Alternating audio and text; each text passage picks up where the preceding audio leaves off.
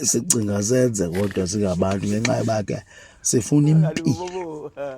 Yimani xa uzicingela wena isiqwezi sakho nje lo mntu uye kuye athi uzawukwenzela eli cebo ufuna uba nalo, ufuna impilo phofu into oyifunayo, xakekile.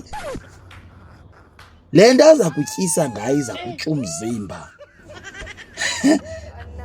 Ucinga ntoni wena uzawuphila kuloo nto leyo xa ikhe ukutye? Yebethuni, hayi makasibuyiseni ingqondo bethuni, ayikho le. Urhawuzelela umzimba wonke kuthiwa ke le nto iza kuphilisa kodwa iyakutya. Heyi mna nantsika hayi ndisokolisa kakhulu kunjalo nje, ndiqala ndikubuze nemibuzo, le nto uzayifaka kum izawundenzani? Hayi iza kutya ke le ngawuqala uyifaka apha kuwe isitye sobabini.